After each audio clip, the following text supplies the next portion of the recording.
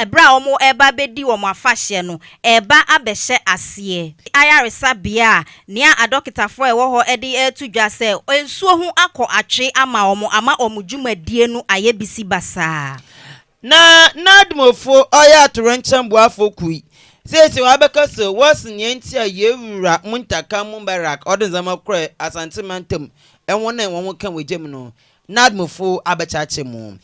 ensam no ebin mekei ho na ya boaboa no ya bone bedel yazebo somote ewiaber Abusua kase Akan KA3SE akenkenfo a ya jeber na dajira yedzensemi yazebo somo no edin no ye Eijata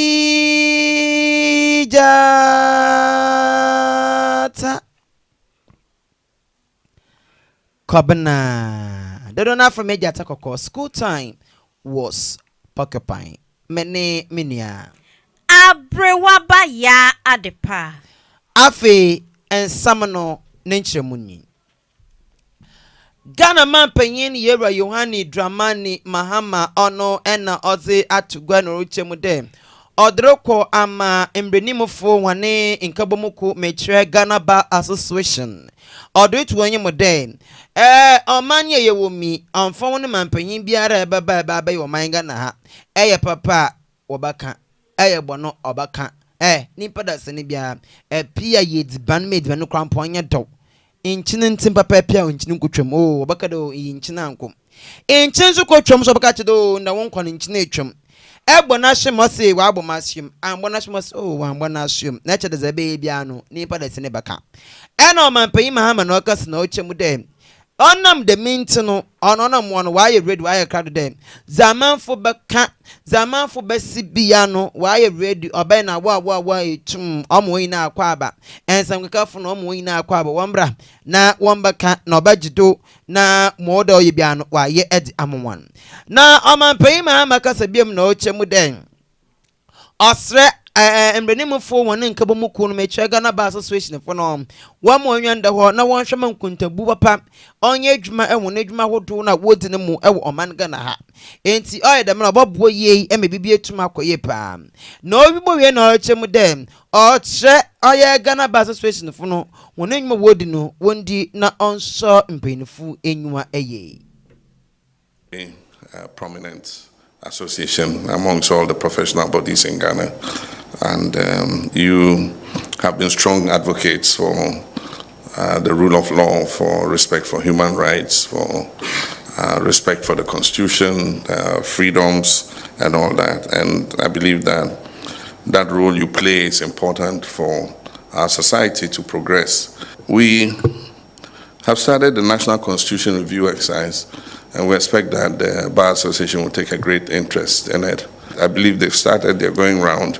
and when they have finished, I'm sure that they're calling on different groups. They probably would call on the Ghana Bar Association to find out if you have any views about it. And one of the issues we're confronted with is the issue of corruption and accountability in office. And so the expectation of Ghanaians is that this government will mount a stronger fight against corruption. And that is why we set up the Operation Recover All the Loot. It's not meant to witch hunt anybody, but it's supposed to be an instrument and a vehicle where it is possible for people who are whistleblowers and have evidence of corruption to be able to channel their reports to the appropriate source and have them investigated. Abusua yedaswa ejina omampani Mahama akache na ode ensem yi akọ ede ama mranim ni pani ene Ghana Bar Association for se eyana se omu eye ensemu nhwehwemu efa edufudi pe KASE3BO dream a ekoso ewo oman ni sikasem ho a eya womoma no enye ententem so se womo twentwen womo na ase ewo nhwehwe ensem hwehwani mu a eya na ama adwuma no ayebisi basa na ma enkrofon so enya gidie ese saa nhwehwemu no ebekosi yie enu nti no de ato womo se ya na se omudi omujuma omoma ne nya ententem so na se ye ma obi a wabedi oman nanim abu nkonta ewo sikasem ho no eya na eye oman no achidompe eya na eye eye echidompa ekura oman no ni yiedie ene ne nkanko ho enu nti no omonhwe na saa beaye ne nso no omonhwe ho emfama oman no. Have the issue I thought I should raise of the judiciary and the perception of the judiciary. I believe that it is not anecdotal. I mean, several surveys asking Ghanaians, what their opinion of the judiciary is have not come out positively. And I believe that it is a duty for all of us to work to make sure that we have a judiciary that is respected. Year in, year out, you hear 12 billion CDs misappropriated, 15 billion CDs misappropriated. And how we deal with these cases are very difficult because of the constitutional procedure, parliamentary accounts committee and all that. But after that has happened, we must have a fast-track court where we're able to deal with this so that we deter people from just misusing government funds like that. Government is open to working with you, particularly on our side of the political divide. There's this perception that we have a problem with the legal fraternity and things like that. I think that if you look at the kind of people, Marietta and all of us sitting here, we're not people who have any such animosity towards the judiciary and the legal fraternity. So our doors are open, our hands are open, and if you think that there's anything that you should bring to our attention, don't hesitate at all. Abusua yatwa and Sam Nado. Na acting executive secretary as a National Commission on Small Arms and Light Weapons, Dr. Adam Bonam, Okopemu ewo Ghana Port Harbour Authority for one ason ye. Na nejuma okopemu ni na onyene dem. Oshama oye bambosam etum ayedin ewo ason ye wo. Na ofro okopemu na one yewra. Oye Brigadier General Paul Siedu Tanini Kolunu enwani ena chedokopemu wana na ase na wo ena yewra Dr. Adam Bona okasa ena ochemu dem Ghana Port Harbour Authority for order wo bomazen na wotai oye bill ahodoa abandi idere ba no obetrem ekoduru oye National Commission on Small Arms and Light Weapons do na wa monejuma wodi wetum akonkani ye Dr. Adam Bona esonso kasebem na ochem dem oye naksa enwon wo hye ahodoru bi obohwe ama bambosam etum ejina brani ono wonsam ahodoru no enti no kopemu ho a olhwe na onimpenifo ahodoru atna na the medino wetum akọ nkan. The Ghana Ports and Harbours Authority also you appointed Mupenya or show Munina so a friend of Brigadier General Tanya Kulunu. And so since Omanpenny a power me share small arms and light weapons so a power no so and share you create to say so me maha and I workers no do one as waha Osha Ghana Nyoma emu yedu ene yen nyoma dudu na eba yema emu ha no ene the Sahelian region Burkina Faso Mali area keka on ni nyina fa port ha ena ohwe a baby a yedu no omu kutatuo ene etu abeba ne de keka on dudu na so ena omu se be omu fanfa soro omu de fa enso so na eba and so omu de fa enso so dia na sebi ida so omu de fa port ha and some the befa takorade it is say workers were hard and say ma yeni ekoha enti na ye no mo betwetwe nkomo said e be ya ade apoto kasem your friend no collaboration no e betumi a collaborate ni ahwe areas a nyoma ni nkoyi na ye improve na areas ekoyi no eno nso ya hwe said e be ma afa ne ntoma efra omu a mo try so mo be smuggle etuo through the ports more than 50 something and let me say people are still trying to bring them in and so yeah we have the weapon detection system and yes can the order for have your best can and men famba all the beba emrane say ebrana beji ehun to me krata ne fabra say the beya say the order ba be no all the ba be ade a effecta say oye anya sana so the first one say dia na say be the ba be esumu ase adwuma engineer say echo Timo bi anfamba all the bar you becho. The mission there so in my gear too because Ghana Port and Harbour authorities and in the office no say I need Juma Mboma a true name Mboba name it will end up in wrong hands. Until the other bearing in my gear too and I have a boy at home. Almost at a year Juma has in chair. Until almost need a system papa. So we will open up the system so that we can integrate them into our system. And then additionally, no, once we come before before who say we are hopeful. Until the quality no more no more bridgema, but you who say we are hopeful. So we are open up to make sure say you know bridgema as one. Until my linking it up with director of port Takrade. Then maybe another office for Takrade. Then about maybe one of my never sweet. Will be who say oh so that no what they because say you know come with me you want back one a Tony Bubano it will not end up in wrong hands. Abusua wansem fufuro mu no enkran nananom atena nkonya ede ensem bi abetu dwa se ensiesie a womoye ede boaboa womo ho etwen womowo afahye no egusua epempen enu nti no ohye aya womode tu dede yoso no ebe hyasie afri edadwoda mebusome no a etoso dumienu Edi akosi ya woda June ni bosomi a etoso du enimienu. Openi ekaye echre ye se aya na eda no ene emre no esesa bebre ewo miaye bi ti se osu la teshi nunwa tema pon pram ene nunwa enu nti no saafo na timamufo na ewo sa miaye no womo nso ente womaso din se de beye a ebre ni edru ho a womo ebedi so ede ama womo okasamafo de manananom atena konwa yi eka se edru sa ebre yi a eya na omo tena asikom edwendwen asomdwie enkabom ene se omo ye din ede akai abakosem bi a emre bi etwa mu na ekom ahye won so a nananom eboaye ema aduane ebu so sabre yi edru a aya na omo pese omo dwendwene sa niema yi hu na omo deda nananom ase have the note that as part of the Ghana custom, since Homowo is not celebrated on the same day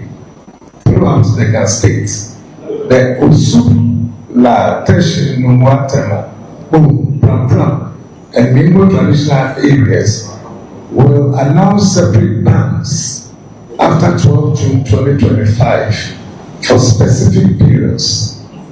So residents within those traditional areas are advised to look out for their dates and comply accordingly. This ban is a sacred tradition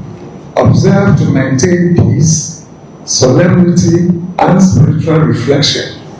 as the Ghana people prepare for Omowo, a festival that commemorates resilience, unity, and thanksgiving. Obe sheko no wafi okusu. Ni kusu ejo shike madumo. Dafi obla madumo.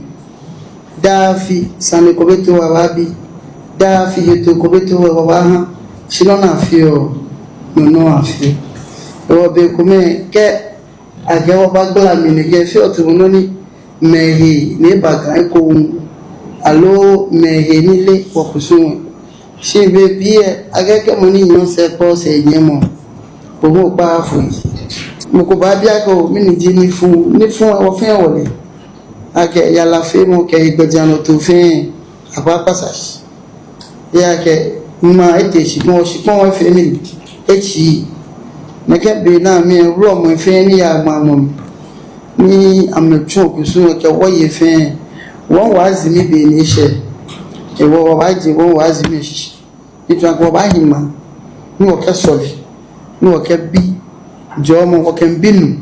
ni o ke bilu baba o ke bi trojole o ke bi no fero ni bani adesa shi mi afi mi afi hejole efi no ya efi shele mo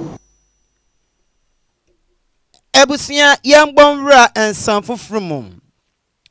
Yefri nkankropo mekopo mu ewo asante mantomu na amafo bakaya na watwe pepepe onye nende ena ejabrani bi unit wo asante mantomu oye edum egosi bia blue light eho enda me arewusam si mamanfo dodo na no wosho won ejapaze embebebre so de cause wa abobipa na onechi no ena na wochiare mu no oye oswafo hwaman gani ni efisa monsamto owura mutaka mumbarak osanso yembrehye badwamenyi ezmade hyewo asawase abato mpehyedo odenzama awodo kadane amafi emo boto beye apim ekor en ahenum en afenso oye ebane angwanso no boxes no adaka no aha awotwe en odi nsemina awodo bi ekeka ho odokore na abrekoduru wo no adehye won aka ewo de me ejahyeshi mu no en wochim de yempe angwa na yempe semina ze yehwanyi mind yane shops ahodo a ijabrane yi niti o ma wahyehyɛ no eme ne japade ahwere no ono yepede yesanso yepeje mu biom nton na nka obeyambo a enkenwa beje ho pa ono de yero mutaka mu barakade na ho chi ne yepa enzamen osande bain ono mdo ema atorenchan buafo eku abakasa na wo chem dem butain ti ono mdo ema owura mutaka mu barak ode de menzamen edkamo ni nyina ne dem wo hu de me abrene mu no na amanfo bi de wo mu akodwe kra ya kwa agba dry chade once the crampo no ebimpo ense ko to kum no akadem ozru tweet beni bimpo no wedi de minti ena yero mutaka mu barak ojo no hu de ne hu benya de ye be mankrofui ebinum emo ya mo bi angwa mesma be wunyis camport botet benezi crampo na wo botum bi de atwa angwa mo no wetwu mo ko wade sade kaka wada awon na eja wa atena wo we wedi te de kaka wada chi wono we na so koduru we nkrofos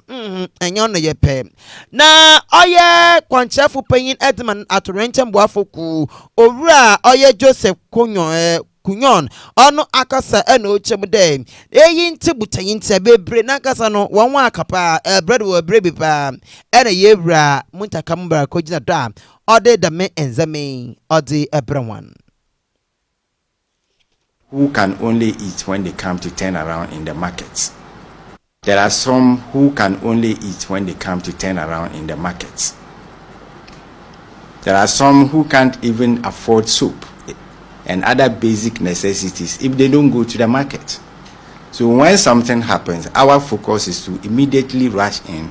and give some form of relief to the most vulnerable. Then after that, the assessments are done like I've told you. We have identified the people, we've categorized them into various classes, and they all have their needs. And so this initial approach is to relieve those people who are very vulnerable and cannot afford.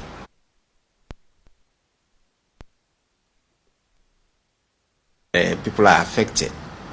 It is NADMO's responsibility to rush to the scene and help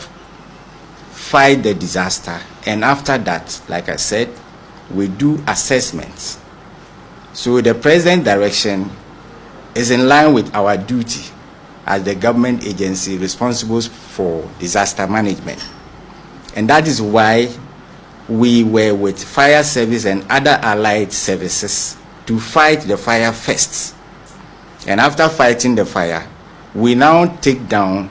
identification of people who are affected by the fire and the scale of impact to every individual. So we did this assessment. I got to know the number of people involved, those who are categorized and what vulnerability is attached to their class, the immediate needs that such groups may need. And that is why yesterday we came with what will sustain them at least for some few days and weeks. Based on that, they can survive until when the report would have been submitted to government, and government will respond appropriately to their needs. For Joy News. Abusua enenu ukopiemu ewo asante mantemu a uko okomfo anochi ayaresa bia enkaibwa efri ho eba ense omo ho akọ edwamu pa ensuo ho akọ ache ede ama wom yie pa enye asem ketwa kra ayaresabia yi na etoso mienu eno ne ayaresabia etoso mienu a eso pa ewo Ghana man yi mu ha na ye omo Public Relations Officer Mitra Okasamafo Edema Komfo Anochi ayaresabia yi ekire mu se Ghana Water Company womodroban a womode ensuo efamu ema ayaresabia yi etwa enafua maku edunie ni senti no ama omudwumadi a omudi ewo ayaresabia ho no atwentwan ne nase atwentwan ne nase kra ni senti no omo aye ne omo beye bia omo akọ emoa afri fire service for ho omo de omomoa aba afenso ankrankran so de omomoa aba enso no besi nei no esa nipa dodo ayarefo dodo a eba ho ebeje ayarehwe ni nti no ebesi sa brain na ensuo no enso womo enu nti no womo de abetu edwa ese Ghana Water Company for enye bibi emfamfa ho endabe edu ene bi a chire kura ni no yenye nsuo from Ghana Water Company na de akoba ne say na ye depend upon your reservoirs na so 10 days na hospital ke safe the for noche ye hwe nipa bibri yen nyumayefo edoso na yenya awoho anavisters enso bibri on daily basis na akoba say nsuo na yenya no ana ye wo no na enso yen inti yene keme kasaye omoboa yen with some water tankers ene Ghana National Fire Service kasaye so ye water tankers ene esa arrangements with private water tankers then so ye hwe hospital ne kase se the city na sa nhye ni nyina no enso ani enya no na enru enso ayi hia inti ma yen some areas bi wono mu a omo edwumadie no aba fom so mo edibotu enso kakra no mo no to emergencies. Abusua ye free asante mantomwe na amanfo bakaye na watu yada na yedebotu gwa echemde ehye Ghana yene enyinam kane eku awo ha mekire isija wone containers ahodo beye apemekoro ne ahaye baasa na containers wetum wenya okode antaban wetu efita maport wa ya hwehwehwehwehwa nkuyehu meke pata meko Sunday school yetu nyim bosi nyama no ayema nyama no ebudu pite wompia eyi no wane nyama na ayemo nyama na ayema cap na ayema Monday wadabo tugwa achim dem wachi oye chincha ho twon shinfu yi wachi mu wotwe ena Ghana fo ebinim nso waka ho enti woye edu ebaasa ena mprempen wachi hwan na da mokrofi gbanene nyina ne dem containers ye wayi wo ye hwehwe ya containers be ye oha apemeko na ye baasa a wayi wi emu be ye edwana ne dem we kon ewe China free one warehouse no so wo so there oye China ni bi ni warehouse our Shy Hills bia wa for Shy Hills game reserved and what them containers akoshe na onam the containers oye Ghana yane enam kanye edwumakuze mecho isi food and no enzama hodo wo maboboa amaman Ghana enam kanye wetum agina brand no and what they google them container ni mu ebi eye cables ahodo a oboboa amaginam kanye wetum agina brand and wetum there ye wo aluminium ebi oboa emaje edwumatum konkan no na no hey we wia entemu edrianan and a China free what is away yamo nkwamo to galamse wa ha obu ye containers so da akọ won san ye memu edwana ne de mprempen wonsa esomu nonam do em Owura Alhassan Osman one samtwafo kasaya odin sama hodo etu n'enyim that intel and got to this particular company located in Shy Hills, and we realized that several of these ECG cables have been cut into pieces and then melted into liquid form, molded into round aluminum bars. You are listening. And then some in powder form, which they export at very expensive prices. Now, apart from the one that we melt and sell, we also have some stock in this particular warehouse, where the quantity you see here are from so many containers. that we have been looking for all this while. We have found these cables here, which was actually sold to them with the connivance of some Ghanaians that we are gathering intelligence to arrest. But so far, on arrival here, we have been able to pick 8 Chinese suspects and then 1 Ghanaian, who is a manager. But the owner of the company, I would prefer to keep the name for now. Is on the run, but a team is on one hand for him, and we are sure very soon he will also be arrested. Who is this owner and what's his nationality? The owner is a Chinese. The owner is a Chinese. You are and the company is known as Conlock Company Limited. They are solely into scrap materials. That's the aluminium scrap material. They buy and mold into free product and export. Okay. Abusua yadi yani echre infinfi mantemu na nenu uko piemu ewo gomua nkwanta nan a arehosemu a yensa aka ene se awarifuo bi na womo aboppo omo abo mutiri mu pose omo koton womo yemo ba wadi mfenhia enkono arehosem na wei na fofie antuata police sahene a owo brekum ewutu brekum mansini ni mu aso won pa echi na won to ededi ebra na maami bi ekọ nafuo mu se okọ no wako doni noba ye ho na we na nyame fa afie nyame ye adoma okoto se abamu akuma yi ye de nkonson agu ne nan na ya chichire no aboduam na afen so yasan so atete no wo anisuo na maami ehunu ade ni ye mo hye no eno dimirika ekobo impanimfo amanne adansi ni ana owo ho owura James Mensa esi supi pose ane ade wei esi omudi omani akọ hunu se akwala yi na ye de nkonson agu ne nan na afen so ye brim ni yie pa ama waye mre na yasan so achichire no ede no abo eduamu wei na omoma police fo aso ete ya enei no yaye nhwehwemu police fo aye nhwehwemu akochire awarefo yi a womudi sa nyambra nsem yi a nhwehwemu a egusua ekoso chain eden nan maybe say so ne papa na the chain eden etuna nan na 2 days ni ti anybody if one na ya say am say me from the police station and the report na aban onchushum why offer won sanka awofo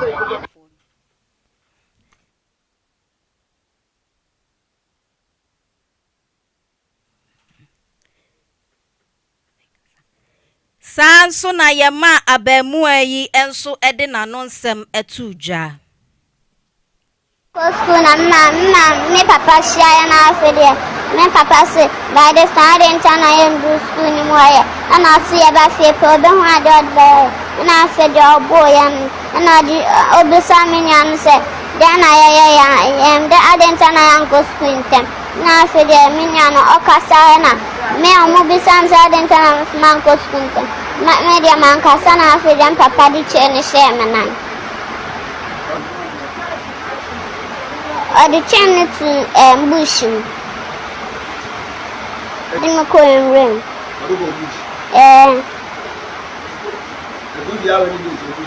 2 days.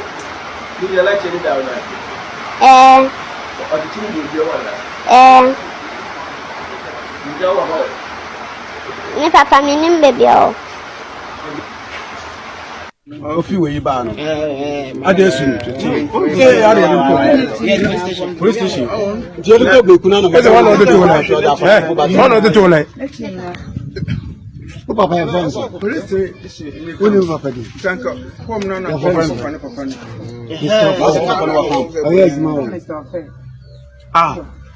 enyimen ewo aberewaba ejata